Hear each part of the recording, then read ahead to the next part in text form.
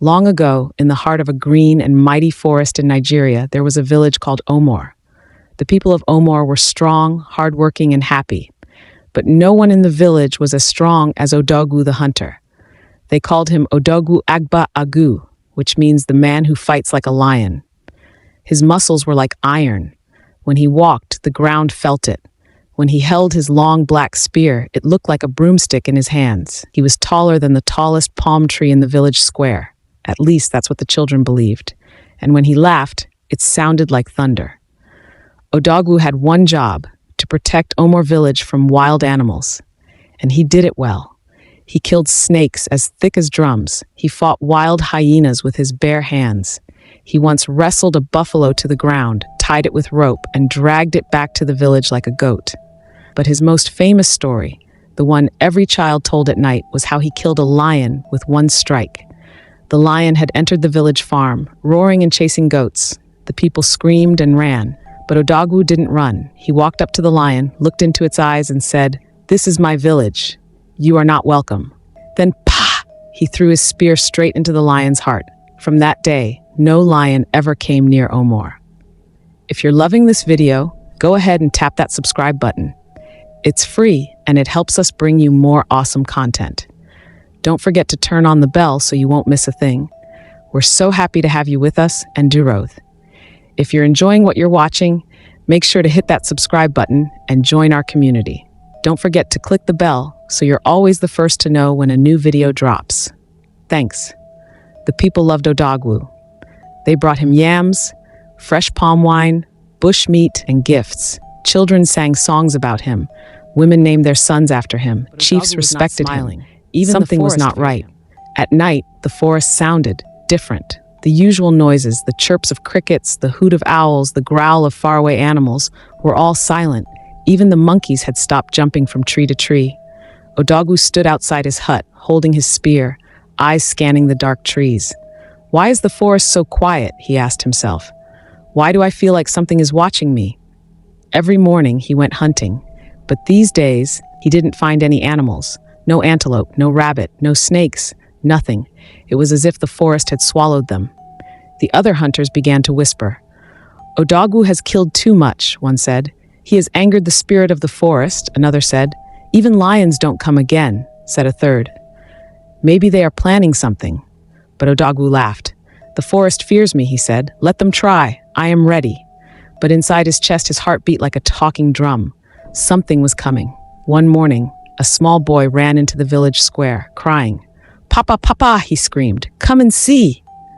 The boy's father ran with other villagers behind him. They reached the farmland and gasped. There, on the ground, was a perfect circle burnt into the earth. In the middle of it was a single thing, a giant lion's tooth, standing upright like a spear. Odogwu came and stared at it, his eyes narrowed. "That tooth is not from a normal lion," he whispered. The wind blew softly, then a whisper came from the trees. A voice, low, deep, not human. "You killed the king. Now the forest will rise." Everyone turned, but they saw no one. The wind stopped, the trees stood still, the air turned cold, and for the first time in many years, Odogwu's hands began to shake. That night, the whole village could feel it, the fear. Mothers held their children tighter. Fathers sat outside with cutlasses and firewood. The air was heavy, like the clouds were hiding something. Outside. He was in his hut, lying on his bamboo mat, staring at the roof. He hadn't eaten since morning. He hadn't spoken to anyone. He was thinking about the lion's tooth, the one they found standing upright in the middle of the burnt circle. He had seen many lions before. He had killed one, but that tooth, it was too big. It was not normal. And that voice in the forest, who was it? How could a voice come without a body? Odogwu closed his eyes. He did not want to sleep, but sleep came like a thief. And then, darkness. The dream began. Odogwu stood in the forest, but it was not the forest he knew. The trees were taller than the sky. The ground was soft and glowing. Strange birds with golden feathers flew over his head. He looked down. His spear was gone. He was holding nothing. Then he heard a deep growl. He turned slowly. Behind him was a giant lion, not just big, but bigger than a house. Its eyes were red like firewood flame. Its mane was made of leaves and wind. Its claws glowed like stars, but it did not attack. It spoke. Its voice was deep, slow, and ancient. "You have taken what was not yours." Odogwu took a step back. "What are you?" he asked. "I am Nta, the guardian of balance," the lion said. "You killed the Lion King and now the forest is broken." Odogwu raised his chin. "I was protecting my people." The lion growled. The ground shook. Trees bent. "You protect your people, but who protects the forest?" the lion asked. Odogwu looked around. Everything was silent again. Even in the dream, the forest was too quiet. Then the lion moved closer. Its breath smelled like smoke and earth. "We warned you, you did not listen." Suddenly, the trees turned into mirrors, tall, wide mirrors shining in the dark. In each mirror, Odogwu saw his past hunts. He saw the lion he killed. He saw its cubs hiding behind a bush, crying. He saw the snake bleeding while her baby watched. The hunter dropped to his knees. "No, I didn't know. You never looked," the lion said. Then the lion's eyes turned white. "If you kill one part of the forest, the rest will bleed. Now the balance must return. The forest will fight back." Odogwu shouted, "Wait, tell me what to do." The lion said one last thing. "When the mirror tree shows your soul, you will understand." Then, boom, thunder crashed. Odogwu woke up. His body was wet with sweat. His mat was soaked. He jumped up and ran outside. The sky was dark. The stars were hiding. The moon looked like it was afraid. The trees swayed even though there was no wind. Then he saw it. On the ground in front of his hut was a lion's paw print, fresh and large. But there were no lions in the village. No one heard roars. No one saw animals. Yet the paw print was there, and it was glowing.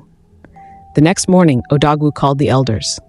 He told them about the dream. He told them about the lion spirit. The elders looked at each other. One of them, Baba Uche, stood up. His voice was low. "You were not the first hunter to fight the forest," he said. Everyone turned to him. "What do you mean?" Odogwu asked. The old man shook his head slowly. "Many years ago, there was another hunter. Strong like you, brave like you. He also killed the Lion King. And the forest fought back. The children disappeared. The farms died. The rivers turned to dust, until he found the mirror tree." Odogwu leaned forward. "Where is it?" The old man looked into the forest. "No one has ever come back from it," he said. Odogwu's eyes hardened. "Then I will go." The sun rose slowly over Omor village, but the sky didn't look happy. It was gray and heavy, like it was holding back tears. The birds didn't sing that morning. The air was too quiet. Then it happened. "Mama! Mama! Chisholm is gone!" A woman screamed, shaking. People ran to her little boy Chisholm had been sleeping beside her. Now his mat was empty. The door was still closed. No one had seen anything. Before anyone could ask more questions, another shout came. "My daughter too! She's gone!" One by one, families bespeak. Children, 6 of them, vanished in one night. No sound, no footprints, no broken doors, just gone. The village square filled with cries and prayers. Mothers fell to the ground, rolling in the dust. Fathers held their heads in silence. The chief of the village called for Odogwu. "We need you now more than ever." The chief said, his voice shaking, "Find our children." Odogwu did not speak. He looked toward the forest. It was standing there like a wall, dark and deep. He nodded once and said only one word, "I will." That afternoon, Odogwu packed his bag. He took only his old hunter's knife, his gourd of water, and a small charm his mother gave him before she died, a red thread tied around a cowrie shell. He walked to the edge of the forest. The villagers stood behind him, quiet. Even the children were silent.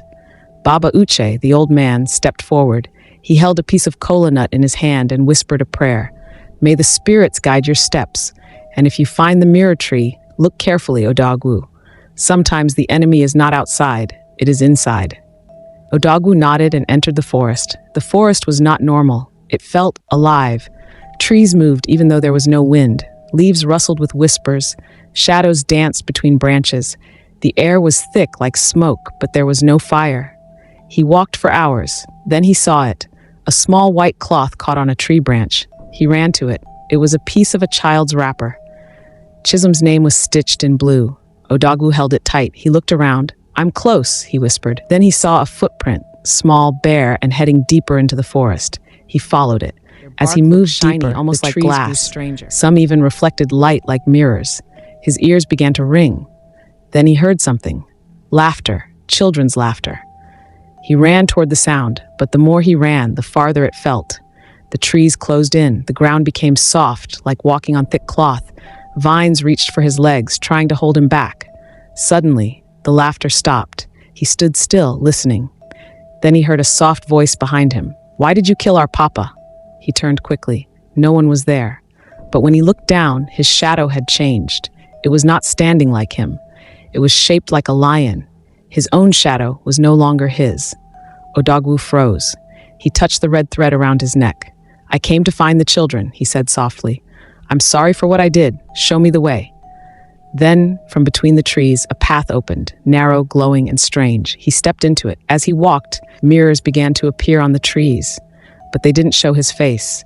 They showed the faces of the children, sleeping, trapped in giant glass bubbles, floating in the air. He reached out, but the mirrors burned his hand. A deep growl came from behind a giant tree. He turned, and there it was, the mirror tree. Its trunk was made of smooth, shining glass. Its roots glowed purple. Hanging from its branches were orbs, each one holding a child. Odogwu stepped forward. But before he could move, the ground shook, and from behind the tree came a voice. "You were warned, hunter." It was the lion spirit, River Nta.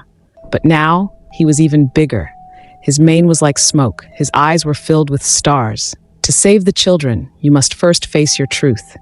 Odogwu dropped to his knees. He looked up at the mirror tree. His reflection was not him. It was a monster, covered in blood, holding a lion cub in one hand and a knife in the other. He covered his eyes. "I didn't know," the lion growled. Then it's time his big hands trembling like a leaf in the wind. Around him, the forest breathed with soft whispers. The children floated silently inside glass-like orbs, their eyes closed, like they were only dreaming. The lion spirit River Nta stepped closer. "Look into the mirror," he said, his voice deep and heavy. "See what you truly are." Odogwu turned slowly and looked into the bark of the tree. It wasn't normal wood. It was clear like water, shiny like a mirror, but it felt alive. Inside it, he saw himself, but not as a hunter. He saw a boy, hiding behind a bush, crying. He saw his father, another hunter, shouting, "Be strong, Odogwu, no fear." He saw the day he first held a spear. He saw the day his mother died because a wild boar attacked their farm. No one was there to help. Tears filled his eyes. "I only wanted to protect my people," he said. "I didn't know I was hurting yours." The lion spirit looked at him, not with anger, but with sadness. "Every creature in the forest has a story. Even the lion you killed had cubs, a family, a role to play. You took him, and the forest lost its balance." Odogwu touched the glowing orbs hanging from the tree. "Why the children?" he asked. "They did nothing." The lion spirit sighed. "The forest doesn't want revenge. It wants restoration. The children are not harmed. They are being held between worlds, safe but not home. You must restore the balance to bring them back." Odogwu stood up, stronger now, but still afraid. "What must I do?" he asked. The mirror tree began to glow brighter. Then it spoke in many voices at once, deep, high, old, and young. "You must give back what you took." Suddenly, vines reached from the tree and wrapped around Odogwu's arms. He didn't fight. He closed his eyes and whispered, "I'm ready." The mirrors on the tree began to show all the animals he had killed. Lions, snakes, monkeys turned into light and entered his chest. With each flash, he felt a shock of pain, but also peace, like something broken was being fixed. Then the lion spirit said, "Now the final test. Look again." Odogwu opened his eyes and looked into the tree. This time, he saw nothing. Just clear water, no pain, no blood. Just himself, but different. Softer, kinder, whole. The mirror tree whispered, "Now you know who you are." Suddenly, the forest roared like thunder. The orbs holding the children began to shake. Crack, crack, crack. One by one, the glass broke open gently like eggs. The children floated down softly onto the ground, sleeping. Odogwu ran to them. He held Chisholm first. The boy opened his eyes slowly. "Uncle Odogwu," he whispered. "Yes, it's me," the hunter said, his voice breaking. "You're safe now." The other children opened their eyes too. Some cried, some smiled. All of them were safe. The lion spirit walked back toward the tree. "Thank you," Odogwu said. River Nta nodded. "This is not the end, hunter. You have opened your eyes. Now teach others to see." Then the lion walked into the mirror tree and disappeared like smoke. The forest became quiet again, but this time it felt calm, not scary. The wind blew gently. The birds began to sing, and the sun broke through the trees. Odogwu looked up. For the first time in his life, he smiled without fear. The forest slowly opened up, as if it had been holding its breath for many years and could finally breathe again. The birds chirped, the trees swayed gently, The breeze was cool and kind. Odogwu the hunter walked through the path with the children. He held two of the youngest in his arms, while the older ones followed, their tiny hands holding onto his wrapper. Not one of them spoke. They didn't need to. The forest spoke for them. As they reached the edge of Omor village, someone shouted, "They are back!" Women came running, barefoot, crying tears of joy. They gathered their children, kissed them, held them close. Odogwu stood still, watching the reunion. His heart was full, but his body was weak. He had given something away in that forest, a part of himself. Not just strength, not just pride. He had let go of the thing he once held like treasure, his belief that power was everything. Now he knew better. That evening, the chief called a village meeting. The square was full. Even the elders, who rarely came out, sat in the front row. Odogwu walked slowly to the center. He did not carry his spear. He did not wear his animal skin. He wore simple clothes like every other man. He stood there, looking at the people, then dropped to his knees. And then, before the whole village, Odogwu began to cry. It was the first time anyone saw the great hunter with tears in his eyes. "I am sorry," he said. "I thought I was helping. I thought killing the wild animals meant I was protecting us. But I was only thinking with fear, not with wisdom." The people were silent. He looked up. "I went into the forest to save your children, but what I found was more than that. I found the truth. Every lion, every snake, every bird I killed, they were not just animals. They were part of something bigger, a world we didn't understand." He touched the red charm around his neck, and I didn't understand it either, until the mirror tree showed me. Baba Uchi stood slowly. "The mirror tree?" he asked. Odogwu nodded. "It showed me who I really am and what I can still become." The chief walked to him and placed a hand on his shoulder. "You were our strongest warrior. Now you are our wisest too." The people clapped, but it wasn't loud. It was soft, gentle, full of respect. From that day, things changed in Omor. Odogwu gave up hunting. He became a teacher, telling the children stories about the forest, not scary stories, but wise ones. He planted trees. He raised baby lion that was found near the river. He named it Nta, which means love. People laughed at first, saying, "Odogwu, raising a lion?" But when they saw how gentle the lion was and how it followed Odogwu like a shadow, their hearts melted. The forest, too, changed. Animals returned, but not in fear. They came like neighbors, not enemies. The rivers flowed again. The wind carried laughter. And at night, the stars seemed brighter. One day, many years later, a child asked old Odogwu, "Uncle, were you ever afraid in the forest?" Odogwu smiled and touched the boy's head. "Yes," he said, "but not of lions. I was afraid of my own heart, until I learned that strength without love is weakness in disguise." The boy blinked. "I don't understand." Odogwu chuckled. "One day you will. The mirror tree will show you." Then he stood up slowly, looked at the forest, and whispered, "Thank you." Please don't forget, if you're loving this video, go ahead and tap that subscribe button. It's free, and it helps us bring you more awesome content. Don't forget to turn on the bell so you won't miss a thing. We're so happy to have you with us, and if you're enjoying what you're watching, make sure to hit that subscribe button and join our community. Don't forget to click the bell so you're always the first to know when a new video drops. Thanks.